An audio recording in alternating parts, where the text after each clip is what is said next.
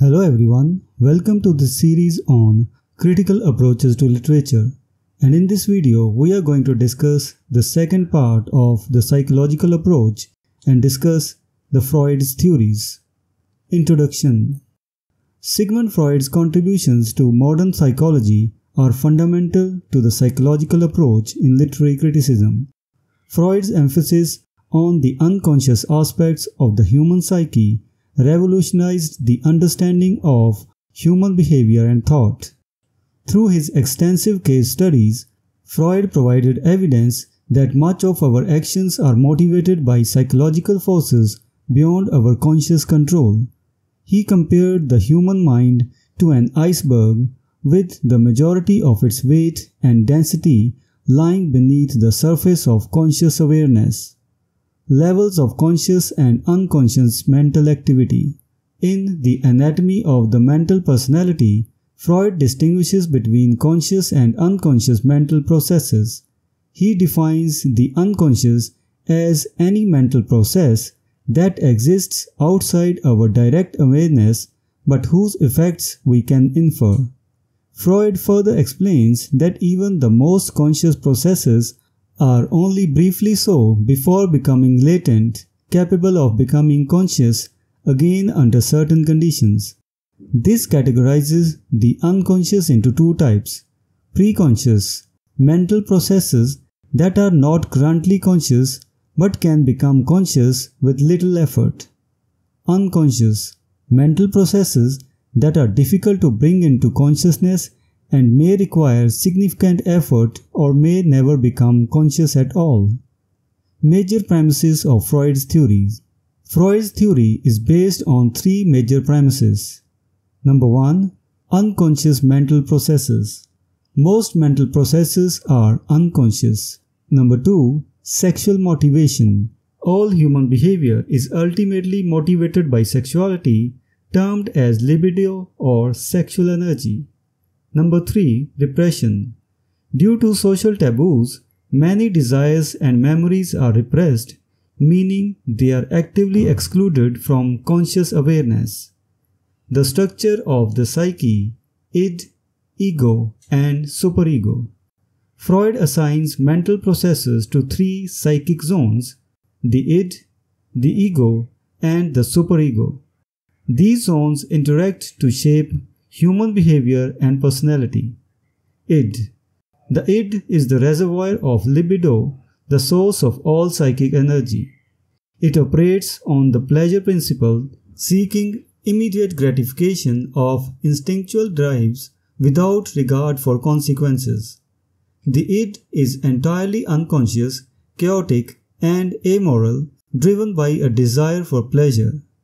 It is often compared to the devil in theological terms due to its lawless and destructive potential.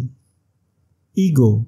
The ego is the rational governing agent of the psyche, regulating the instinctual drives into the id.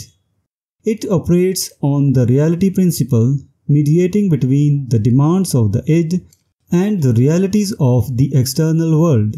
The ego comprises both conscious and unconscious elements, representing reason and good sense. Superego.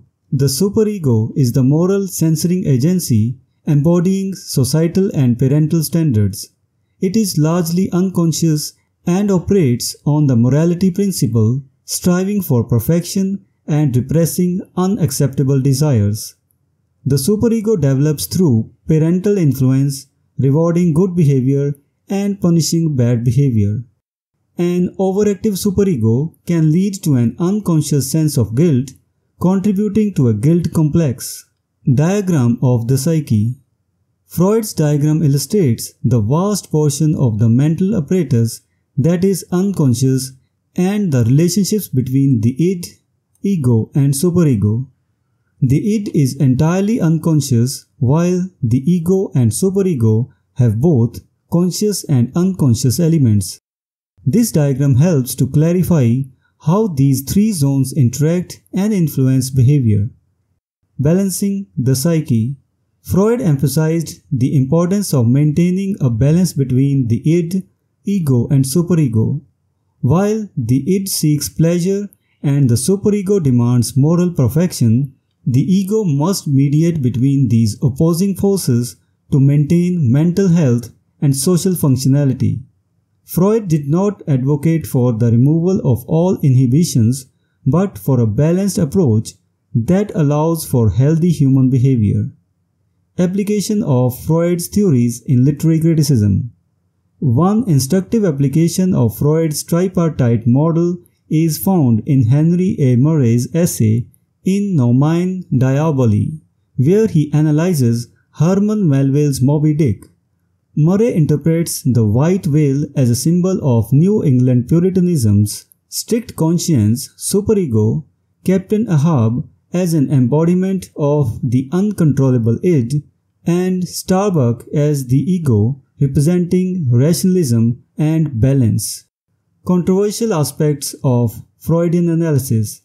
Despite its insights, Freudian criticism has sparked controversy, particularly in its sexual symbolism and theories of childhood psychology.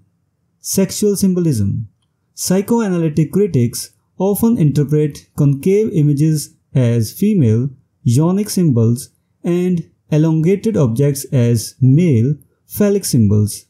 Activities like dancing, riding, and flying are seen as symbols of sexual pleasure. Example: Mary Bonaparte's interpretation of Edgar Allan Poe's Ulalume links psyche to sexual impotence. Childhood sexuality. Freud proposed that infancy and childhood are periods of intense sexual experience, identified three erogenous zones: oral, anal, and genital. Concepts like the Oedipus complex describe a boy's rivalry with his father for his mother's love.